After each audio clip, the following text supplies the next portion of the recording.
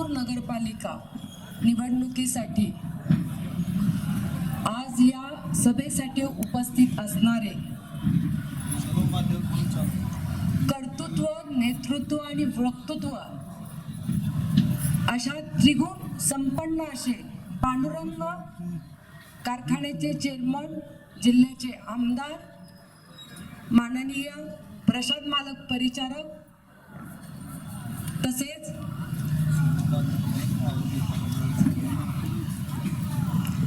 मालक बोलायचे हो, कधी पोहोचणार मी?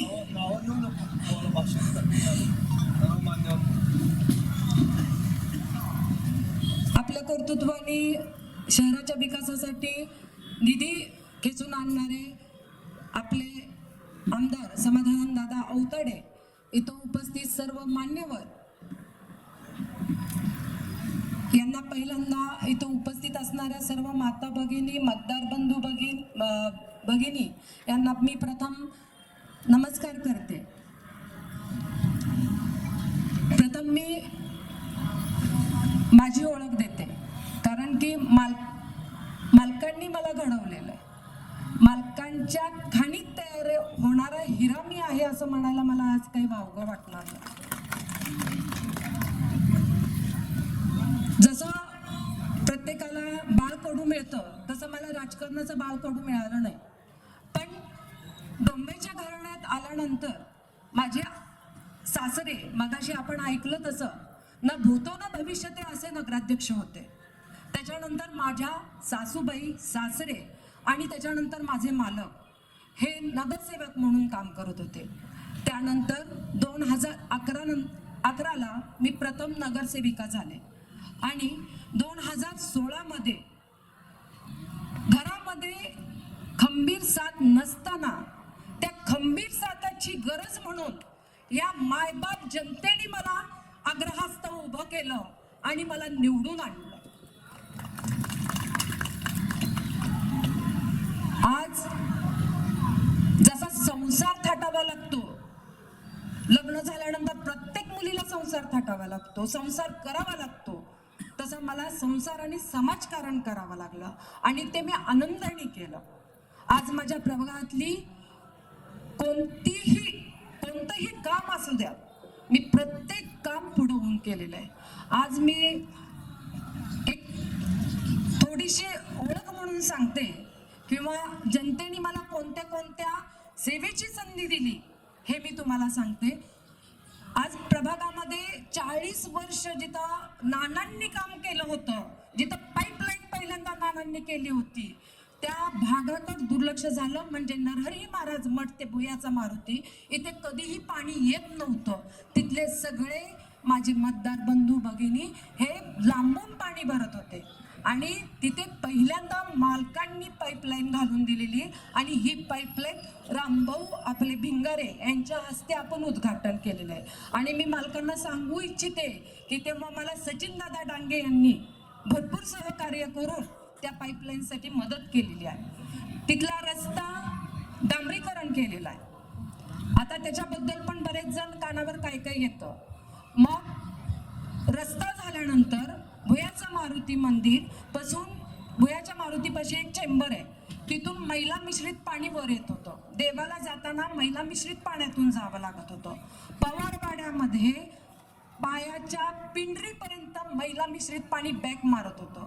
जसं आपण घरं वर चढून जातो तशी त्यांची घरं खाली उतरावी लागतात. म्हणजे रस्ते जुनी बांधकाम आहेत, भयानक जुनी बांधकाम आहे, त्यामुळे त्यांच्या घरांना खाली उतरावं लागतं. तिथे पाणी साठत होतं. त्याच्यासाठी आपण ड्रेनेजची पाईपलाईन मालकांना हस्ते केलेली आहे. जवळजवळ 15 फूट खाली खांदून भुयाचा मारुती ते मांडव खडकीपर्यंत ही पूर्ण ड्रेनेजची लाईन आणि चेंबर लाईन केलेली आहे. त्यामध्ये तो रस्ता परत उकरला गेलेला आहे आणि त्या उकरलेल्या रस्त्याचं काम राहिलेलं आहे. म्हणजे पहिले रस्ता आपण केला होता, पण जेव्हा तो प्रॉब्लेम आला पाणी बॅक मारण्याचा, त्यानंतर तो 15 फूट खाली खांदून रस्ता उकरून काम केलेला आहे. परत हरिहर महाराजाचा मठ ते शेटे घर असू द्या, भुयाचा मारुती ते जुनी पोलीस जुनं कोर्ट असू द्या, दक्षिणमुखी मारुती ते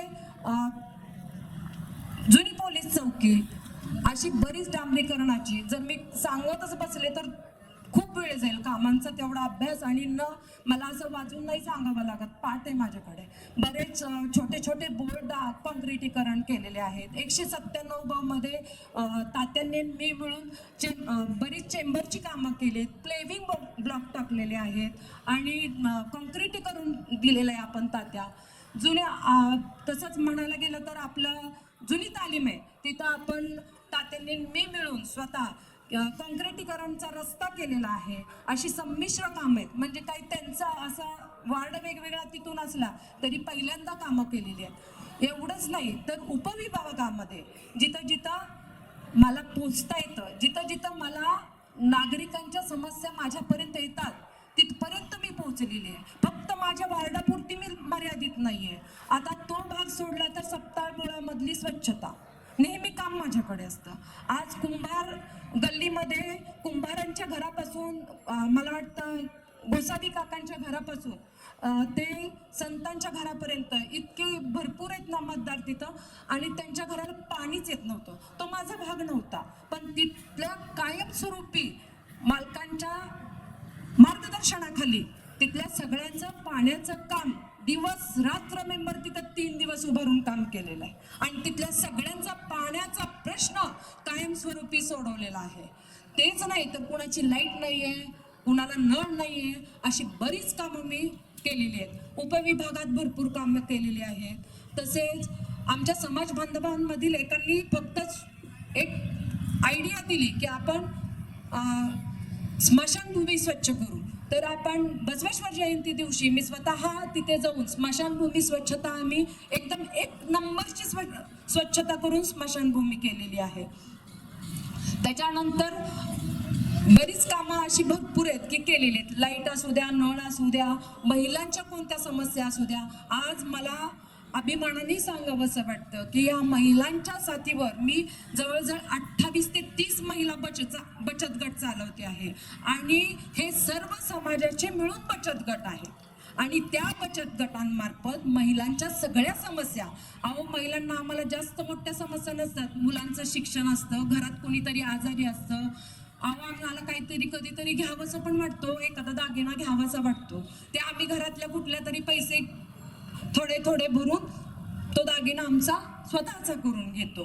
तर अशा काही गरजा आहेत, मुलांची शिक्षण आहेत, आजारपण आहे, याच्यासाठी बचत गटामार्फत मी सगळ्यांना सहकार्य करत आलेले आहे.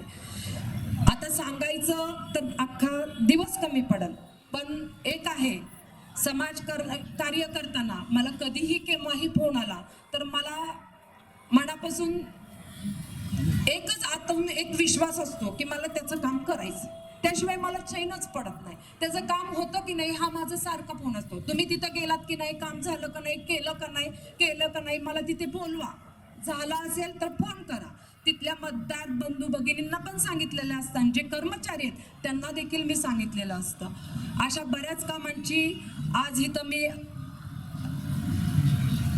सांगण्यासाठी म्हणून नाही, पण तुमच्या सेवेसाठी एक उभी आहे.